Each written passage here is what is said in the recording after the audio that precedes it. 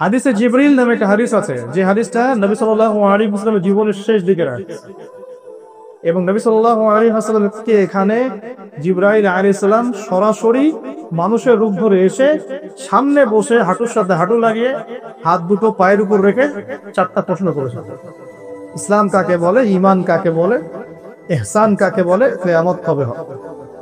নবীজির শেষটা আমাদের টপিক, এই জন্য শেষটা দিয়ে কথা বলছি, ওইদিকে যাচ্ছি না, ওটা অনেক লম্বা আলোচনা। নবীজি বলেছেন মাল মাসউলু আনহা বিআ'লাম মিনাস সাইল, কিয়ামত কবে হবে এই বিষয়ে প্রশ্নকারী উত্তরদাতা দুজনে জ্ঞানী সমান, কেউ কারো চেয়ে বেশি জানে না। মানে আল্লাহ ছাড়া কেউই জানে না এক্স্যাক্টলি কোন দিনে কিয়ামত হবে। এই পর্যন্ত যখন তিনি বলেছেন, জিবরাইল আলাইহিস সালাম থেমে যান নাই, তিনি বলেছেন ফাখবিরনি আন আমারাতিহা, তাহলে আমাকে কিছু আলামত তো বলে দেন। তখন নবী সাল্লাল্লাহু আলাইহি ওয়াসাল্লাম মাত্র দুটো আলামত বলছেন, মাত্র দুটো। পুরো জীবনের দাওয়াতি জীবন শেষের দিকের হাদিসে মাত্র দুটো আলামত, অন্যান্য অনেক হাদিসে অনেক আলামত, এখানে মাত্র দুটো। এক হচ্ছে দাসী তার মনিবকে জন্ম দিবে, দাসী তার মনিবকে জন্ম দিবে। দাসী আসলে মনিবকে জন্ম দেয় না, একজন দাসী কি তার মনিবকে জন্ম দিতে পারে? ওলামায়ে কেরাম ব্যাখ্যা করেছেন এখানে সত্য মিথ্যা, ন্যায় অন্যায়, হক বাতিলের মানদণ্ডটা উল্টে যাবে, মানে পৃথিবী উল্টা ঘুরবে। হালাল হবে হারাম, হারাম হবে হালাল, ন্যায় হবে অন্যায়, অন্যায় ন্যায়, সঠিক বেঠিক হয়ে যাবে, বেঠিক সঠিক হয়ে যাবে। হ্যাঁ, বাতিল কেমন হক মনে করবে, হককে বাতিল মনে করবে, জালেমকে নোবেল পুরস্কার দেবে, মাজলুমকে পিটায় মারবে, উল্টায় যাবে। পুরো বিশ্বটাই প্রেক্ষাপটে উল্টায় যাবে, উল্টায় নাই। যদি এরপরেও বুঝতে না পারেন তাহলে সূরা কাহফ পড়ে চোখের অন্ধত্ব দূর হবে ইনশাআল্লাহ। আর এই চোখ বলতে আমি মনের চোখ বোঝাচ্ছি, বাইরের চোখ দিয়ে তো আমরা সবাই দেখি। বাইরের চোখ দিয়ে আবু জেহেলও যা দেখেছে, আলী ইবনে আবি তালেবও তাই দেখেছে। তাহলে আলী ইবনে আবি তালেব কেন লা ইলাহা ইল্লাল্লাহ পড়ে মুসলমান হলেন, আবু জেহেল কেন হলেন?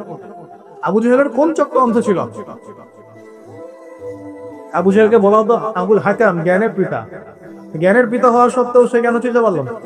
ভিতরের অন্ধত্বের কারণে। এখানে বলেছেন আনতালি দালামাতু রাব্বাতুহা, দাসী তার মনিবকে জন্ম দিবে। অনেক ওলামায়ে কেরাম ব্যাখ্যা করেছেন পিতামাতার সাথে দাস দাসীর মতো আচরণ করা হবে। ঠিক আছে, নিলাম ব্যাখ্যা। আর এখনকার যুগে আমরা দেখি সত্যি সত্যি দাসী মনিবকে জন্ম দিচ্ছে। একটু আগে বললাম দিতে পারে না, এখন দিচ্ছে। কিভাবে? বড় বড় উন্নয়নশীল কান্ট্রিগুলো দুর্বল রাষ্ট্র থেকে মেয়েদেরকে হায়ার করছে। ওদের তো ফ্যামিলি স্টেবিলিশন, ওখানে মেয়ের সন্তান জন্ম দেওয়ার সময় নাই। এখান থেকে গর্ভ ভাড়া করা হয়, ওখানে স্পার্ম ইনজেক্ট করা হয়, 9 মাস সেটাকে লালন পালন করে ওই মেয়ে বাচ্চা জন্ম দিয়ে চলে যায়, ডলার দিয়ে তাকে ছেড়ে দেয়। এখন এর গর্ভে যে সন্তান জন্ম হলো, এটা হলো মুনিবের সন্তান, আর এই মেয়েটা এখানে দাসী। ঠিক বুঝতে পারছেন? এই ব্যাখ্যাটা পুরো কিতাবে নাই, আমরা এখনকার ওয়ার্ল্ড অ্যাফেয়ার্স থেকে পাচ্ছি। ওইদিকে আমি যাচ্ছি না, আমি আমার মতো করে বোঝানোর চেষ্টা করছি যে এখানে সত্য মিথ্যা ন্যায় অন্যায়ের মানদণ্ডটা কি হবে, উল্টা যাবে। সেটাকে হয়নি এই জামানায়। আরেকটা হচ্ছে أن ترى الحفاة العراة العالة رياء الشاي يتطاولون في البنيان, যখন আপনি দেখবেন যে সমাজের সবচেয়ে নিম্ন শ্রেণীর খালি পায়ের, খালি গায়ের, মানে নগ্ন দেহ নগ্ন পা এবং রাখাল শ্রেণীর মানুষ, রিয়া আশায় ইয়াতাতাওয়ালুনা ফিল বুনিয়ান। যে কোনো মাদ্রাসায় গিয়ে ওলামায়ে কেরাম থেকে জিজ্ঞাসা করুন ইয়াতাতাওয়ালুনা মানে কি। ইয়াতাতাওয়ালুনা মানে শুধু বিল্ডিং বানানো না, বিল্ডিং বানানোর প্রতিযোগিতা কর। আপনার 10 তো আমার 12, আপনার 15 আমার 20, আপনার 50 আমার 60। মালয়েশিয়া একটা 95, একটা 97, ওই টুইন টাওয়ার এত তো আমার এত। আরবের কান্ট্রিগুলো, যার আগে তেল ছিল না, যখন তেল যখন পাওয়া যায় না, মাটির নিচে ছিল, বেদুইনের মতো জীবন যাপন, জাস্ট লাইক বেদুইন। এখন দেখবেন যে কাবা ঘরের চাইতেও ক্লক টাওয়ার চলে গেছে। কাবা যেন ওখানে নিজের উচ্চতায়, কাবার উচ্চতা রান হয়ে যাচ্ছে অন্য বিল্ডিং এর উচ্চতার কাছে। তাই হচ্ছে না বিষয়টা? এটা ছিল নাকি আগে? এগুলো ছাড়াও অসংখ্য, আপনি এই জামানায় যখন বাইরে বেরোবেন এই মেয়েদেরকে দেখতে পারবেন, সুদ ঘরে ঘরে দেখতে পারবেন, জিনা ডোর টু ডোর দেখতে পারবেন, মুসলিমদের উপর নির্মম নির্যাতন এটা ঘরে ঘরে দেখতে পারবেন, অধঃপতন, মুসলিমদের নৈতিক অধঃপতন। এমন হাদিস আসছে যে মসজিদে মানুষ নামাজ পড়বে, একজনও ইমানদার থাকবে না, এমন যুগ আসবে।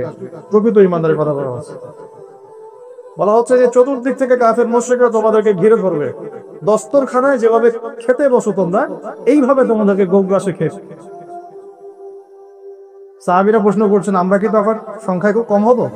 নবী বলছেন, না, তোমরা সংখ্যায় হবে একদম সমুদ্রের ফেরার মতো, কিন্তু দুনিয়ার মহব্বত আর আল্লাহ রাস্তায় জান দেওয়ার ভয় তোমাদেরকে পেয়ে বসে।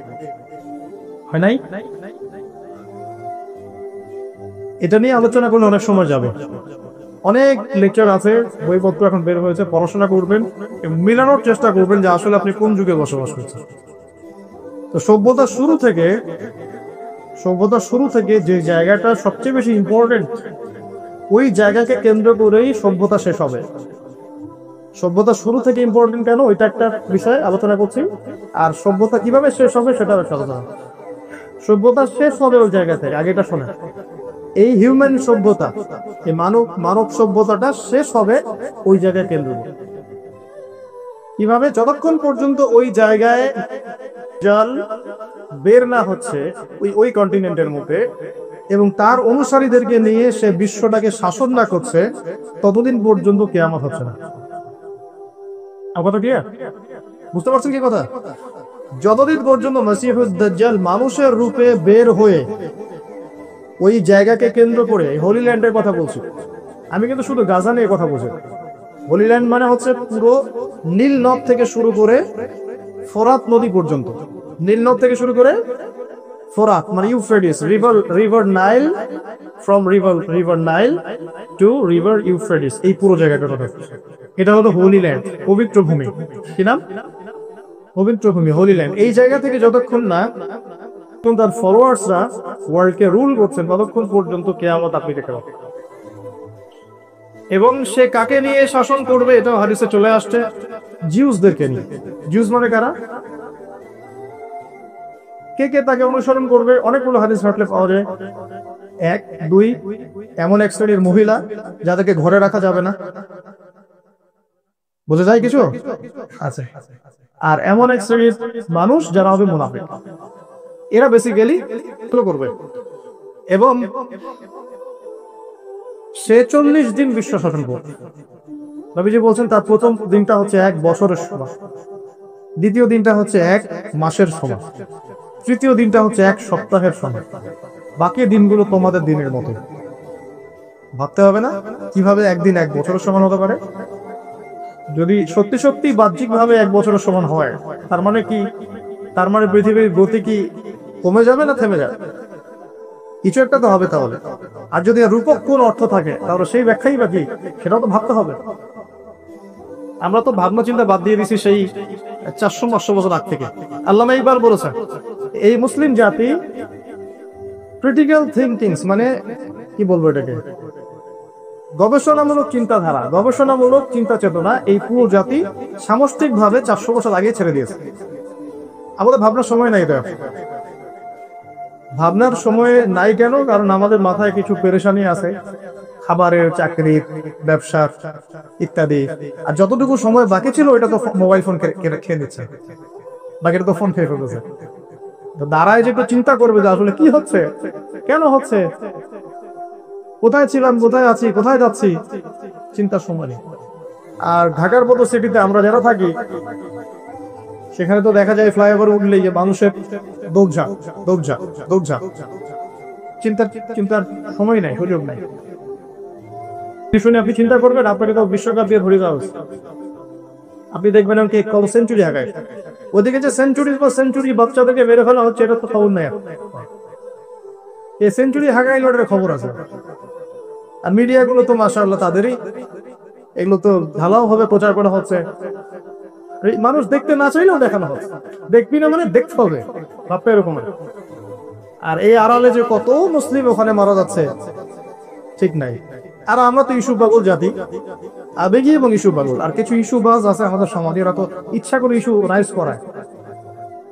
আপনাকে একটা ইস্যু ধরাই দিবে যাতে মূল বিষয়টা থেকে আপনি সরে যান। নরমাল। এখন এটা সংখ্যা আছে কত? আজকে 6000 মারা গেছে, কালকে কত হচ্ছিল? কালকে 5500। আগামীকাল দেখবেন আজকে 6300 আমাদের ভাইদেরকে মেরে ফেলছে, বাচ্চাগুলোকে মেরে ফেলছে, এই পর্যন্ত। এখন অনেকে বলতে পারেন যে এখানে বলেই বা কি হবে, আমি তো জানি বলে কিছু হবে না। বা ওই পরিসরে আমি কিছু করতে পারবো না, কিন্তু সচেতনতা তো তৈরি করতে হবে আমাদের। আমরা তো জানি না কিয়ামত কবে হবে, তাই বলে কি আমরা আমাদের জীবনে প্রিপারেশন নিব না? তাকে মারবে ঈসা আলাইহিস সালাম, তার আগ পর্যন্ত মুসলমানরা তার সাথে লড়াইয়ে পেরে উঠবে না, তাই বলে কি তারা লড়াই করা ছেড়ে দিবে? এরা হচ্ছে নেগেটিভ মাইন্ডসেটের মানুষ, এটা হচ্ছে মনস্তাত্ত্বিক ভাবে পরাজিত, বুদ্ধিবৃত্তিক পরাজয় বলি আমরা এটাকে, বুদ্ধিবৃত্তিক পরাজয়। আগেই সারেন্ডার করে ফেলে যে আমার তো কিছু করার নাই। আর মাশাআল্লাহ পৃথিবীর বুদ্ধিজীবীদের একটা বড় অংশ আমাদের দেশেই জন্ম নিয়েছে, মাশাআল্লাহ। সেকুলার অঙ্গ নাও এবং ধর্মীয় অঙ্গ, বুদ্ধিজীবীর অঙ্গ নাই, মাশাআল্লাহ। অ্যানালাইসিস কি, ইরান সৌদি এইটা ওইটা, কি হবে না হবে, কেন হচ্ছে না, কে রম্বরি পাঠাচ্ছে, সুবহানাল্লাহ। কিন্তু মূল জায়গাটা থেকে সরে গেছেন আপনি। মূল জায়গাটা হচ্ছে ওই জায়গাটা হোলি ল্যান্ড, এবং এই হোলি ল্যান্ডটা ছিল আগে জিউসদের, মানে জিউস বলতে বোঝাচ্ছে এখানে বনু ইসরাইলের।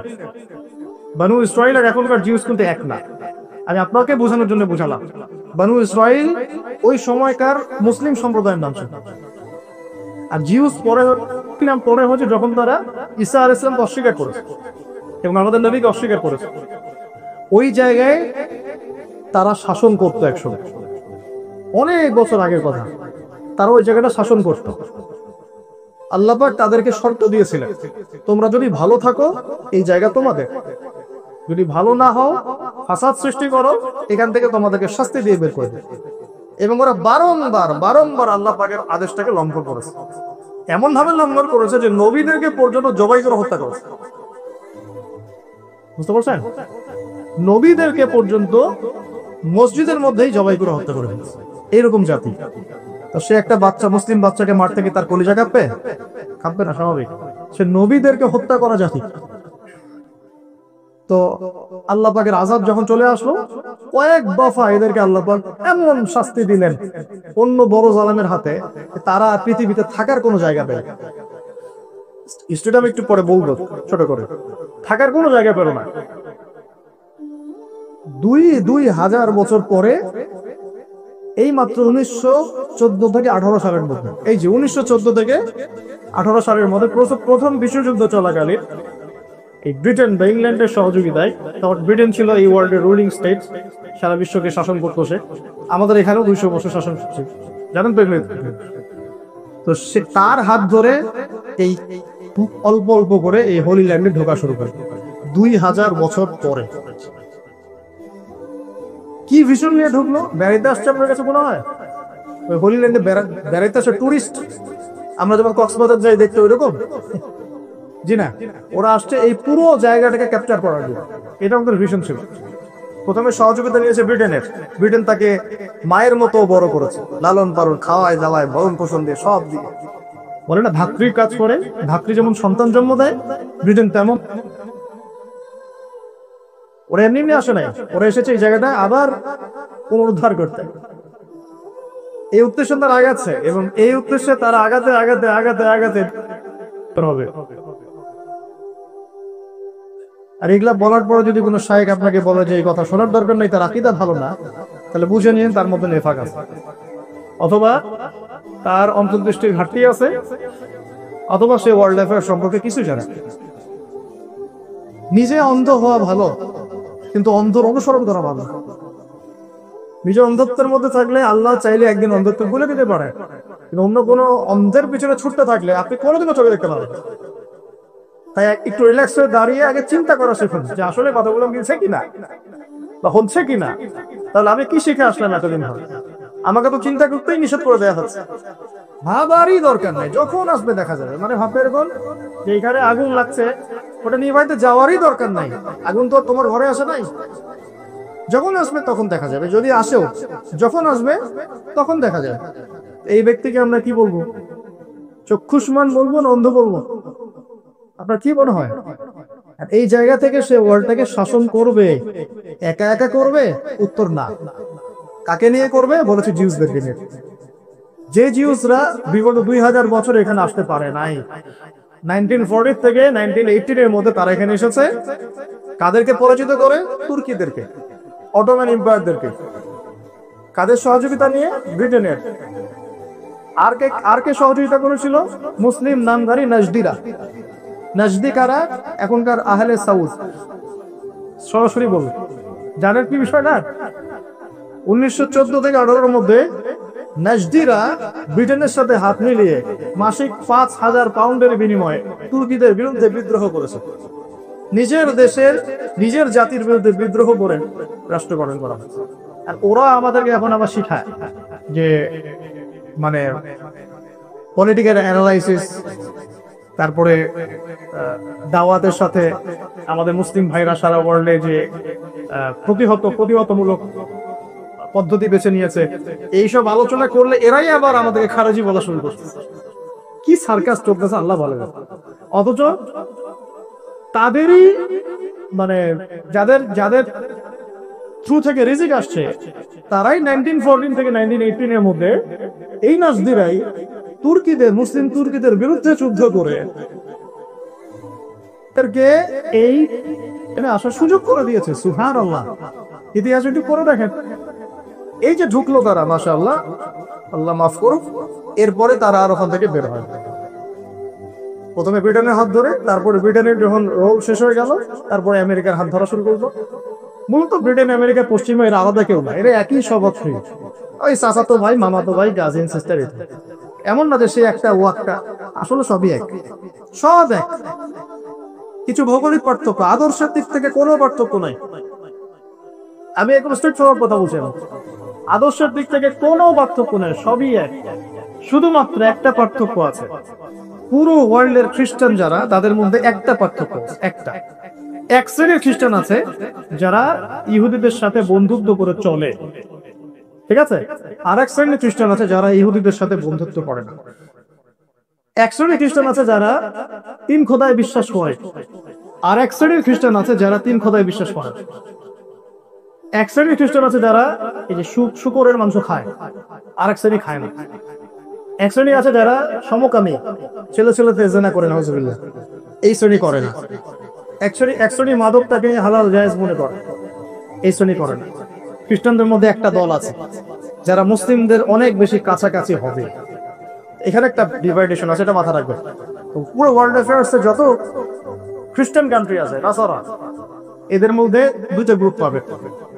একটা সরাসরি বন্ধু এবং তাদেরকে পেট্রোনাইজ করে চলতে থাকে, আর এক শ্রেণী তাদের আদর্শ নিয়ে চলে, ওরা এদের সাথে দালালি করে।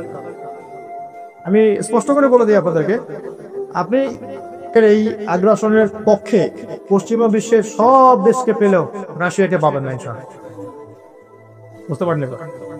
পশ্চিমা বিশ্বের সব দেশও যদি, Germany, Italy, France, America, Britain, Australia, আমাদের প্রতিবেশী সবাই যদি ওকে সমর্থন দেয়, রাশিয়া তাকে সমর্থন দিবে না, যদিও রাশিয়া একটা খ্রিস্টান কান্ট্রি।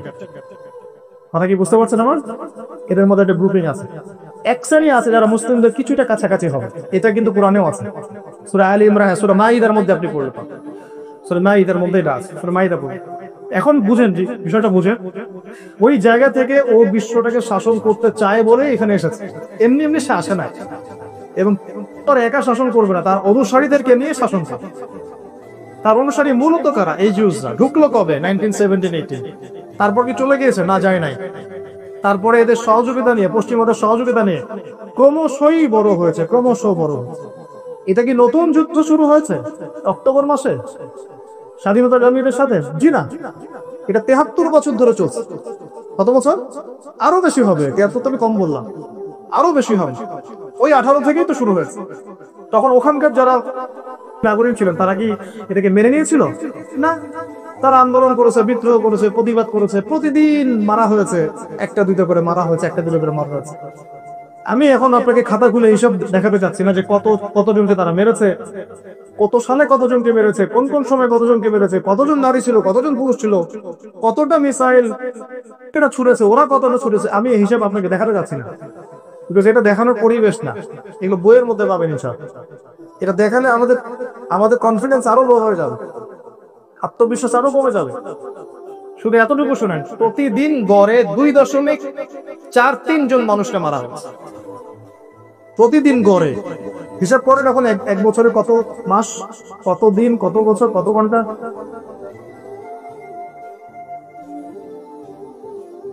বাড়িঘর উচ্ছেদ তো আছেই, বাড়িঘর হচ্ছে, কৃষিক্ষেত দখল করা, জলপাই গাছ কেটে ফেলা, মেয়েদেরকে উঠিয়ে নিয়ে যাওয়া। আমি তো ছোট্ট মেয়েটাকে নিয়ে যে আপনাদের এখানে আসছি, আপনার আমার মেয়েকে যদি কেউ উঠিয়ে নিয়ে যায় আপনি কি করবেন? তখন আপনি কতটা সিরিয়াস হবেন? আপনার আমার ছোট্ট একটা বাচ্চা, আপনার তো ঘরে ছোট বাচ্চা আছে, আমার ঘরে ছোট বাচ্চা আছে, একটা বাচ্চা আমার আছে এখন বয়স 2 মাসও হয়নি, একটা বাচ্চা আছে আমার বয়স 1.5 বছর হয়নি। এখন এইটুকু বাচ্চাকে যখন দেখবেন যে আপনি বোমা মেরে মাথার খুলি উড়িয়ে দিচ্ছে, আপনি তখন কি করবেন? আপনি কি তখন শান্তি চুক্তির কথা বলবেন, না আপনার যা আছে তাই নিয়ে ছাপিয়ে পড়বেন? এখন তারা সেই কাজটাই করছে। এই কাজটা করার পরে যদি কিছু মানুষ এদেরকে সন্ত্রাসী বলে, এরা যে পাক্কা মোনাফেক এ বিষয়ে কোনো সন্দেহ নাই। সে যেই হোক না কেন, যত বড় ডিগ্রিধারী শায়েখ হোক না কেন, সে শায়েখ হোক আর ইকোনমিক নেতা হোক আর রাজনৈতিক নেতা হোক, হুএভার হি ইজ, সে যদি এই মাজলুম মানুষদেরকে বলে এরা টেররিস্ট সন্ত্রাসী, এর চেয়ে বড় মোনাফেক এই পৃথিবীতে কেউ নেই। আরে ভাই, কিছু করতে পারি না পারি, মৌন সম্মতি তো আপনাকে দিতে হবে। আমি কিছু করতে পারবো না, আমি জানি, এবং আমি এখানে আপনাকে লেকচার দিয়ে হয়তো আপনিও কিছু করতে পারবেন না, কিন্তু আপনি তো বিশ্বাসটাকে শক্ত জায়গায় রাখবেন। একটা জাতির উপরে বিগত 100 বছর থেকে আপনি প্রতিদিন তাদের বাড়ি ঘর উচ্ছেদ, মা বোনদেরকে ধর্ষণ, ভাইদেরকে হত্যা, শিশুদেরকে বোম মেরে হত্যা করতেই আছেন। এখন এই অত্যাচার গুলো সহ্য করতে না পেরে ওরা যদি হাতে অস্ত্র ধরে নেয়, তখন আপনি তাকে সন্ত্রাসী বলবেন? সেই হিসেবে তো আমরাও সন্ত্রাসী ছিলাম 71 সালে। আমরা কি সন্ত্রাসী ছিলাম? ওরা যে আমাদের উপর আক্রমণ করেছে, আমরা যে অস্ত্র ধরে প্রতিহত করেছে আমাদের বাবারা, আমাদের দাদারা, আমরা কি সন্ত্রাসী ছিলাম? আমরা ওদের জুলুমের বিরুদ্ধে দাঁড়িয়েছিলাম। পুরো বিশ্বের মধ্যে যে বললাম দাসী অনেককে জন্ম দিচ্ছে, মানে সব সত্য মানুষ মিথ্যা বানায় ফেলছে, মিথ্যাকে মানুষ সত্য বানায়। আমরা নিরপরাধ যে কোনো মানুষকে হত্যার নিন্দা করি। এই তো ইসলাম কি আমাদেরকে বলেছে নিরপরাধ কোনো মানুষকে হত্যা করতে? না। কিন্তু যখন তারা ঘোষণা দিয়ে একটা জাতির উপর ঝাঁপিয়ে পড়বে, তখন কি তারা নিরপরাধ থাকে? তারা তো আহলুল হারব, তারা তো যুদ্ধের মধ্যে চলে আসছে। সবচেয়ে বড় ভুল হচ্ছে এখন এই ইস্যুটা দেখে মানুষকে এইভাবে দৃষ্টি নিবদ্ধ করা হচ্ছে যে এটা এখন শুরু হলো, আক্রমণ করেছে তাই শুরু হলো। আসলে হিস্ট্রিটা একটা মিথ্যা হিস্ট্রি। এর কত সালে ফর্ম হয়েছে বলেন? ইন্তেফাদার পরে, ইন্তেফাদার আগে যতবার তারা হামলা চালিয়েছে ছিলই না, তখন আপনি কেন কথা বললেন? সুবহানাল্লাহ। আমি বললাম যে আমাদের উম্মার মধ্যে এমন কিছু বন্ধু আছে না, এরা থাকলে দুশমনের দরকার নাই। এই উম্মতের মধ্যে এমন কিছু বন্ধু হয়েছে আমাদের, যারা থাকলে আমাদের দুশমনের দরকার নাই। দাড়ি টুপি চাকরি জুব্বা নিয়ে অবলীলায় অনলাইনে এসব বলে বেড়াচ্ছে, আর মানুষ তো এখন মাশাআল্লাহ বুঝে ফেলতেছে যে আসলে কারা কি। তখন আবার বলতেছে যারা তাদের এগেইনস্টে কথা বলছে এরা সবার আকীদা খারাপ, সবার আকীদা খারাপ, শুধু তার আকীদাই সহি। মানে বিষয়টা হচ্ছে আপনি একভাবে পড়াশোনা করেছেন, ওর বাইরে যে যাই বলুক আপনার কাছে বিশুদ্ধ মনে হচ্ছে না। কে বলেছে আপনারটা সব চূড়ান্ত সহি? আসেন বসেন ওলামায়ে কেরামের সাথে, আমি প্ল্যাটফর্ম করে দিচ্ছি, আসেন বসেন, দেখি সবাইকে নিয়ে চলেন মার্কাজুদ দাওয়ায় যাই, বসতে দেই আলেমদের সাথে, দেখি তারপরে কাদের আকীদা সহি, কাদের মানহাজ সহি। একটা জিনিসকে সহি ধরে নিচ্ছেন কোন মাধ্যমে? আপনি আপনার শায়েখের তাকরিদের মাধ্যমে? আমার হুজুর বলেছে বাস এটাই সহি। তাহলে একটা নির্দিষ্ট প্ল্যাটফর্মে আসে, আমরা বসি, এক একটা ইস্যু নিয়ে বাহাস হোক, লাইভ দেই, আমরা সারা দর্শকরা দেখুক, প্রত্যেকটা ইস্যু নিয়ে একটা একটা করে পর্ব হোক, তারপরে মানুষ বুঝে নিবে যে কোনটা সহি, কোনটা জয়ীফ, কোনটা ভুল, কোনটা সঠিক, কোনটা সহি মানহাজ, কোনটা মুনাফিকি মানহাজ, মানুষ বুঝে নিবে ইনশাআল্লাহ। সমস্যা কি? কসম আল্লাহর, আমার কাছে এই ক্ষমতা থাকলে আমি করতাম। মিডিয়া দিয়ে সবাইকে সুন্দর মতো বসিয়ে আম জনগণের মাধ্যমে লাইভ করে দিতাম, দেখুক মানুষ আসলে কোনটা সঠিক কোনটা বেঠিক। আর আপনি বসাতে পারবেন না, আসবে একটা লেকচার দিয়ে গরম গরম চলে গেল, তো ধরতে বললেন না, বলছে তোমাদের জামাই লাগে একদিন বলছে। সুবহানাল্লাহ। যে নাকি তাকে সাপোর্ট করতেছে তার আকীদা ঠিক নাই, সে নাকি মুনাফিক। যে আমাদের মুজাহিদ ভাইদেরকে সাপোর্ট করছে, মনস্তাত্ত্বিক সাপোর্ট, যে তারা জালেমের বিরুদ্ধে যুদ্ধ করে 20 বছর যুদ্ধ করে আমেরিকাকে পিটিয়ে বের করছে এখান থেকে, ওরা ভালো না। যে ওদের সাপোর্ট করে ওরা নাকি মুনাফিক। একটা মানুষ কতটা অন্ধ হলে, কতটা অন্ধ হলে, কতটা নেফাকি থাকলে পাবলিক এসব কথা বলতে পারে, চিন্তার বিষয় নাই। আর আমরা এদিকে মাশাআল্লাহ মাথায় তুলে একদম সহি সহি, কি একটা অবস্থা, সুবহানাল্লাহ। আপনি যেটাকে সহি মনে করছেন এটাই ভুল। আর সঠিক সহির ধার কাছে আপনি এখন যাইতে পারেন নাই তো, যেটা হলে আপনার চোখের অন্ধত্ব দূর করতে হবে, মনটাকে একটা জায়গায় লিবারেল করতে হবে, কোনো দিকে বায়াস্ট হয়ে যাওয়া যাবে না, স্থিরভাবে চিন্তা করতে হবে যে আসলেই কোনটা ঠিক কোনটা। দেখবেন ইনশাআল্লাহ আল্লাহ আপনাকে রাস্তা দেখাবে। আগে যদি আপনি বায়াস্ট হয়ে যান তাহলে তো সমস্যা। যে বলছিলাম, এই ভাইরা যদি এখন এইভাবে অন্যের এগেইনস্টে প্রতিবাদ করে, আমরা তাকে ভালো মন্দ বলা শুরু করেছি। উদ্দেশ্য কি ওদের? শুধুমাত্র ৫-৬% জায়গা দখল করা নয়, তাদের উদ্দেশ্য পুরো হোলি ল্যান্ডটা দখল করা। হোলি ল্যান্ড কোন জায়গা বলেন তো? নীল থেকে এই মিশনে তারা 18 সালে ঢুকেছে। ঢোকার পরে ব্রিটেনের ওখানে ছিল জেনারেল এলএনবি। ইতিহাস পড়বেন, ইতিহাস পড়তে হবে। এই এলএনবি একটা ডিক্লারেশন দেয় ওই ইয়াতে, ব্রিটেনে, বেলফোর্ড ডিক্লারেশন 1917, যে আমরা এখানে আসতে চাই। ব্যাস এতটুকু। একটা মানুষ কতটা অন্ধ হলে, কতটা অন্ধ হলে, কতটা নেফাকি থাকলে পাবলিকলি সব কথা বলতে পারে, চিন্তার বিষয় না একটা। আর আমরা এদিকে মাশাআল্লাহ মাথায় তুলে একদম সহি সহি, কি একটা অবস্থা, সুবহানাল্লাহ। আপনি যেটাকে সহি মনে করছেন এটাই ভুল। আর সঠিক সহির ধার কাছে আপনি এখন যাইতে পারেন নাই তো, যেটা হলে আপনার চোখের অন্ধত্ব দূর করতে হবে, মনটাকে একটা জায়গায় লিবারেল করতে হবে, কোনো দিকে বায়াস্ট হয়ে যাওয়া যাবে না, স্থিরভাবে চিন্তা করতে হবে যে আসলেই কোনটা ঠিক কোনটা। দেখবেন ইনশাআল্লাহ আল্লাহ আপনাকে রাস্তা দেখাবে। আগে যদি আপনি বায়াস্ট হয়ে যান তাহলে তো সমস্যা। যে বলছিলাম, এই ভাইরা যদি এখন এইভাবে অন্যের এগেইনস্টে প্রতিবাদ করে, আমরা তাকে ভালো মন্দ বলা শুরু করেছি। উদ্দেশ্য কি ওদের? শুধুমাত্র ৫-৬% জায়গা দখল করা নয়, তাদের উদ্দেশ্য পুরো হোলি ল্যান্ডটা দখল করা। হোলি ল্যান্ড কোন জায়গা বলেন তো? নীল থেকে এই মিশনে তারা 18 সালে ঢুকেছে। ঢোকার পরে ব্রিটেনের ওখানে ছিল জেনারেল এলএনবি। ইতিহাস পড়বেন, ইতিহাস পড়তে হবে। এই এলএনবি একটা ডিক্লারেশন দেয় ওই ইয়াতে, ব্রিটেনে, বেলফোর্ড ডিক্লারেশন 1917, যে আমরা এখানে আসতে চাই। ব্যাস এতটুকু। থাকার অধিকার দিতে হবে। এত মহব্বত, এত পীড়িত, তাহলে ওদের দেশকে নিয়ে গেল না কেন? ওরা যদি এত মহব্বত থাকে, প্রেম থাকে, তাহলে ওদের দেশে জায়গা দিল না কেন? ইউনাইটেড নেশনস তো অনেক বড় প্ল্যাটফর্ম, তার অন্য কোনো দেশে কেন দিল না? জার্মানিতে মাইর খাচ্ছে, তাহলে ওইখানে একটা জায়গা কেন করে দিল না? আমেরিকা তার এত ঘনিষ্ঠ বন্ধু, তাহলে আমেরিকা কেন জায়গা করে দিল? ওখানে কেন? এবার দেখেন 18 সাল থেকে 23 সাল, 100 বছরের মতো কাছাকাছি। লাস্টে 100 বছরে ওদের উন্নতি, অগ্রগতি, প্রোগ্রেস গুলো দেখতে থাকে। আমি বলেছি এরা 2000 বছরে এরা ঢুকতে পারে, 2000 বছরেও না। আপনাদেরকে মনে করাই দিই, আমাদের নবী সাল্লাল্লাহু আলাইহি ওয়াসাল্লাম যখন মদিনায়, তখনও মদিনায় 3-4 ছিল কি ছিল না? একটা বনু কুরাইজা যুদ্ধ হয়েছে না, ওদের সাথে বের করে দেওয়া হয়েছে। একটা বনু কাইনুকা যুদ্ধ হয়েছে না, বের করে দেওয়া হয়েছে। বনু নাজির, ওদেরকেও বের করে দেওয়া হয়েছে। সূরা হাশর পড়ে দেখেন। শেষমেশ খায়বার, আলী রাদিয়াল্লাহু আনহুর খায়বার বিজয় সম্পর্কে আপনি জানেন না? এরপরে নবী সাল্লাল্লাহু আলাইহি ওয়াসাল্লাম বলেছিলেন, আমার ইন্তেকালের পরে বাকি যে কিছু উচ্ছিষ্ট আছে, এদেরকে তোমরা আরব, জাজিরাতুল আরব থেকে বের করে দিবে। কার আদেশ এটা? আমাদের নবী সাল্লাল্লাহু আলাইহি ওয়াসাল্লামের কোন আদেশ বাস্তবায়ন করা ওয়াজিব।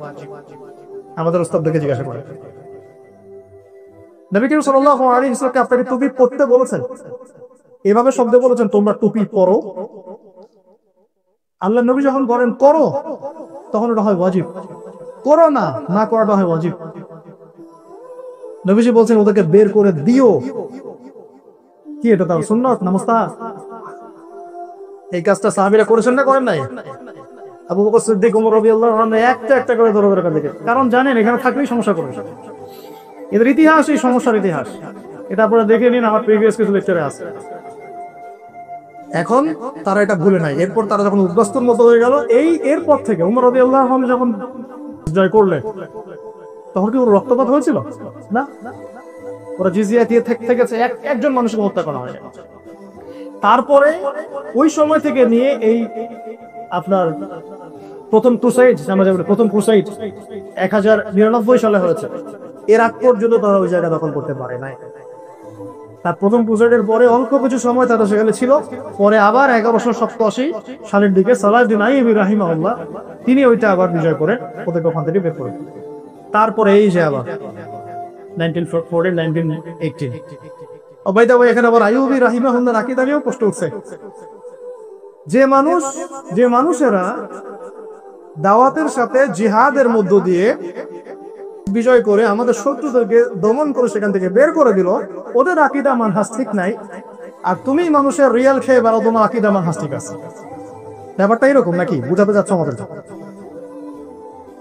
আমার কথা কষ্ট নিয়ে না, কিছু কথা আমাকে সরাসরি বলতে হচ্ছে এখন, বিকজ অনেক সময় ভদ্র ভাষা আপনারা বোঝেন না। যে মানুষেরা আল্লাহর দুশমনদের সাথে যুদ্ধ করে ওদেরকে ওখান থেকে বের করে দিল, ওই জায়গা দখল করলো, ওই মানুষের আকীদা ঠিক ছিল না, তার আকীদা বুঝতেন না, তাদের ইসলাম অনেক ভুল ছিল। আমার ইসলামটা বিশুদ্ধ, আমি না ওই চেতনা লালনও করি না, ওইদিকে মানুষকে আহ্বানও করি না, ওগুলো আলোচনাও করি না, মানুষকে শিখাই দুইটা কালিমা। মানুষকে এমন একটা কালিমা দিয়ে কাজ হচ্ছে না, দুইটা কালিমা লাগে। আপনি লা ইলাহা ইল্লাল্লাহ কালিমা পড়ে মুসলমান হচ্ছেন না, আশহাদু আল্লা ইলাহা ইল্লাল্লাহ ওয়া আন্না মুহাম্মাদান আবদুহু ওয়া রাসূলুহু, এই কালিমা এখন বাংলার মাটিতে যথেষ্ট না, নতুন একটা কালিমা পড়তে হবে। সেটা হচ্ছে আমি সাক্ষ্য দিচ্ছি আল্লাহ ছাড়া কোনো মাবুদ নাই, আমি সাক্ষ্য দিচ্ছি মুহাম্মদ সাল্লাল্লাহু আলাইহি ওয়াসাল্লাম আল্লাহর বান্দা এবং রাসূল। তারা এখানে বসে থাকে নাই, লাস্ট 100 বছরে প্রথমে ওদের হাত ধরে তারপরে আমেরিকা, আস্তে আস্তে জায়গা বাড়ি, আস্তে আস্তে 6%, 12%, 20%, এই উপত্যকা ওই উপত্যকা, এই ইন্তিফাদা হতে হতে হতে হতে প্রায় 97 বছর হয়ে যাচ্ছে, 95-97 বছর। তারা এখন প্রায় 76% জায়গার মালিক, বাকি এতটুকু জায়গা বাকি। এইদিকে অবরুদ্ধ গাজা তো দেখেছেন, অবরুদ্ধ এতটা অবরুদ্ধ যে মিশন যদি বলে আমি বর্ডার খুলবো না, ব্যাস ওরা কিছু। আর মাশাআল্লাহ এই মুনাফিকরা সেটাও করেছে, তারা বলছে আমরা ত্রাণ পর্যন্ত দিতে দিব। আর দুই একটা ত্রাণে কি এসে যায়, আমাদের উচিত আসলে তাদের কাছে এগুলো পাঠানো, কিন্তু আমরা তো পাঠাতে পারছি না, তাই না? যাদের সামর্থ্য আছে তারা যদি এখানে কিছু ত্রাণ পাঠায়ও, ওদের এটাতে কি যায় আসে? দুই একবারে খেতে পারবে এতটুকু তো।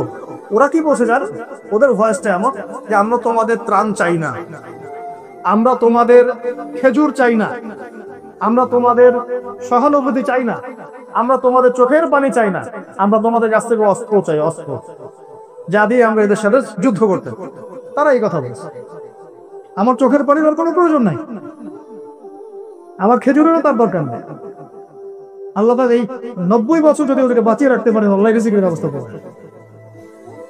ওদের ভাষণ এখন এরকম। তো এই পাশে তো বন্ধ মিশর, ওইদিকে ওয়েস্টার্ন ব্যাংক, এদিকে আছে জর্ডান। জর্ডানের বাচ্চা মানে আমেরিকার কুকুর, সোজা সাপটা বউ, পাপেটস অফ ইউএসএ। ও বলছে না আমি বর্ডার খুলবো না। দূরে আমরা লক্ষ লক্ষ মাইল দূরে এখানে ব্যথা ফিল করতেছি না, পাশে আশপাশের মানুষের খবর বলছে ওটা অভ্যন্তরীণ সমস্যা, তোমরা সামাল দাও। এটা কি মুসলিম উম্মার অভ্যন্তরীণ সমস্যা? ওই জায়গা কি শুধু তাদের না পুরো মুসলিম উম্মার?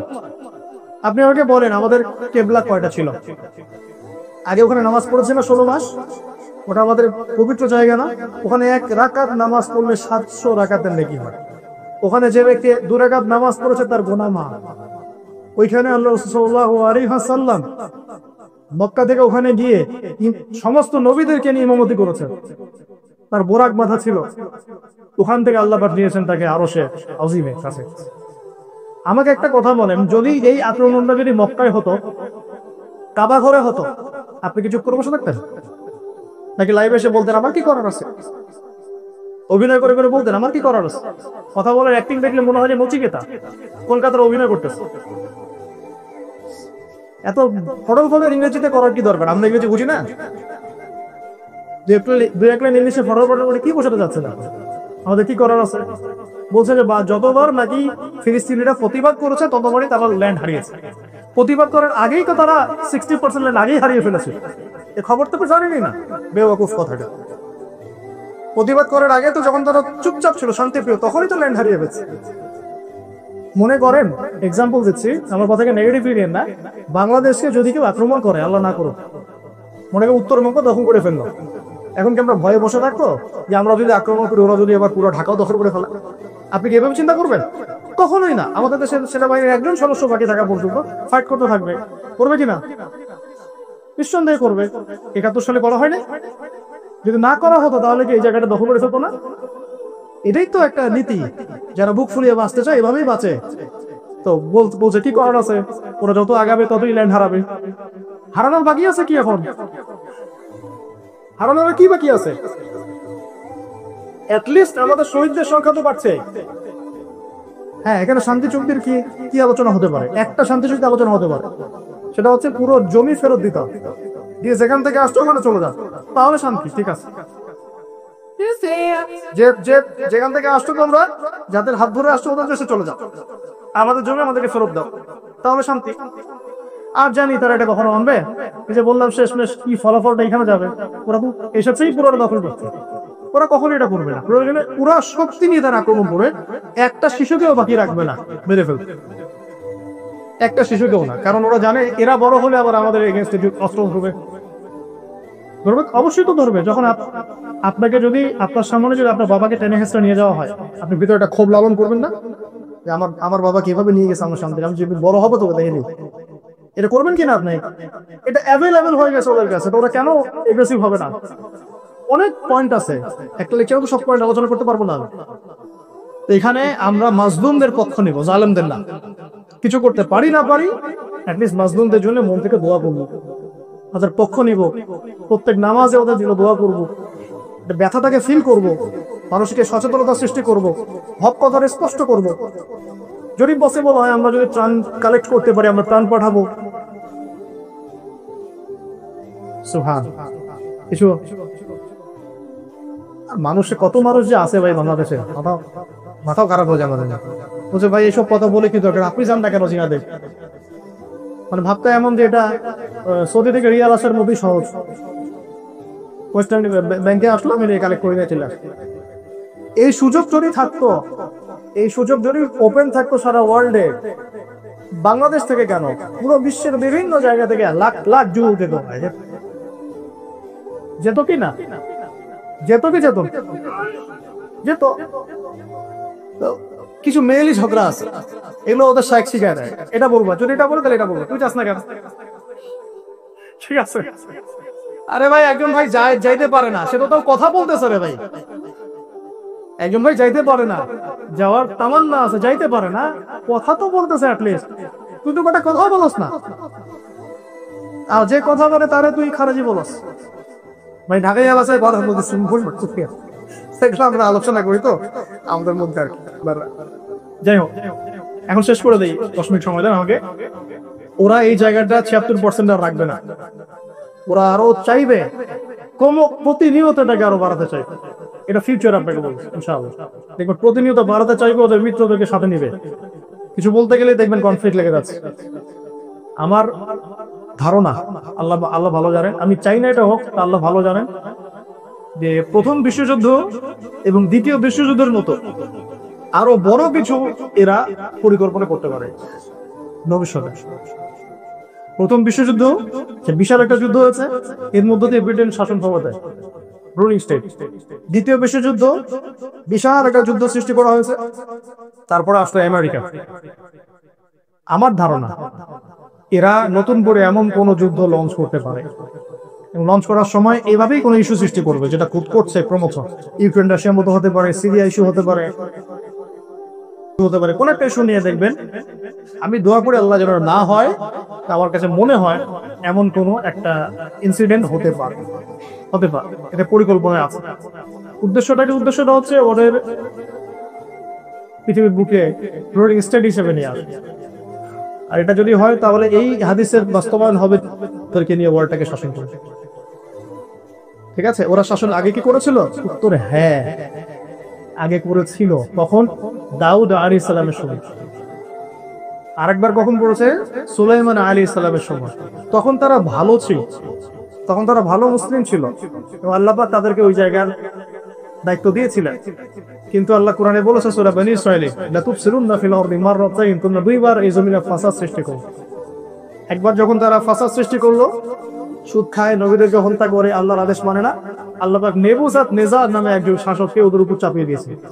সে ব্যাবিলন থেকে এসে ওদেরকে একদম ওরা যা করতেছে এখন এই কাজগুলো নেবুজাত নেজার তাদের উপর করেছিল, করে সবাইকে ওখান থেকে বের করে ম্যাসাকার করে ধ্বংস করে দিয়েছে। তারপর ওদেরকে দড়ি দিয়ে বেঁধে ব্যাবিলনে নিয়ে আসছে দাস হিসেবে। এরপরে আবার আল্লাহ পাক তাদেরকে ওই জায়গা দিয়েছিলেন। তারপরে আবার রোমান একজন সেনাপতি টাইটাস, সে আবার তাদেরকে আক্রমণ করে এখান থেকে দুইবার এটা হয়ে গেছে। তারপরে তারা দুইজন ব্যক্তির প্রতীক্ষায় বসেছিল, একটু ভালো করে বোঝেন এই শেষ জায়গাটা। তারা দুইজন ব্যক্তির প্রতীক্ষায় ছিল, এক হচ্ছে তাদের মাসিহ আর দুই হচ্ছে শেষ নবী। আল্লাহ পাক তাদের মাসিহকে পাঠালেন যার নাম ঈসা আলাইহিস সালাম।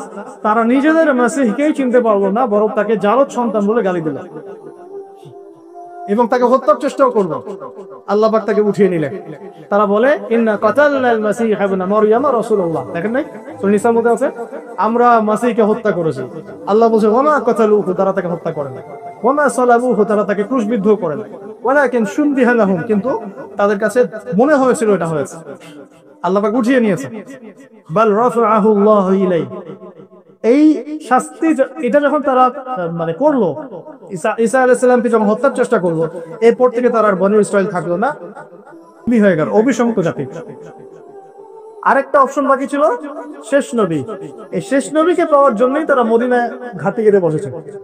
সারা দুনিয়া বলতে মদিনায় কি করতেছিল? এই শেষ নবীর আগমনের অপেক্ষা করছিল। আল্লাহ পাক তাদের দরজা পর্যন্ত নবীকে পৌঁছে দিলেন, দেন নাই?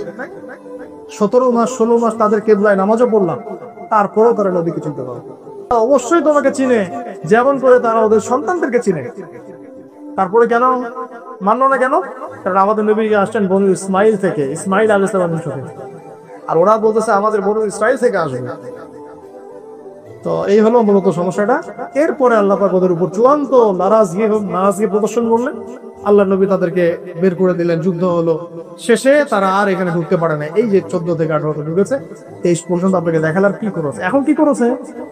এখন এক কথায় সারা বিশ্বের রাজনৈতিক ক্ষমতা ওর কাছে, পুরো বিশ্বের, শুধু আরবের উপরে না, আরবের আশপাশের কান্ট্রিগুলোর উপরে না, পুরো ওয়ার্ল্ডের কথা বুঝতে পারছেন? এটা আপনাকে বুঝতে হবে পলিটিক্যাল অ্যানালাইসিসের মধ্যে, এমনি বুঝতে হবে। শুধু আরবের নিয়ন্ত্রণ তার কাছে নেই, পুরো ওয়ার্ল্ডের একটা বড় অংশের নিয়ন্ত্রণ তার কাছে, শুধু ওই অংশটুকু বাদ দিয়ে, যে বললাম রাশিয়া, চায়না, এদের অংশগুলো বাদ দিয়ে। আর সোজা কথা বললে ওয়ার্ল্ডের ইকোনমিক ক্ষমতা ওর কাছে, যত ব্যাংকিং সিস্টেম সব ওর কাছে। আপনি শুধু একটু সার্চ দিয়ে দেখেন ওদের প্রোডাক্ট, ওদের ব্যাংকিং সিস্টেম, ওদের এগুলো কি কি, দেখবেন যে আপনার মাথা ঘুরতে থাকবে যে ওগুলো বাদ দিয়ে চলবো কিভাবে।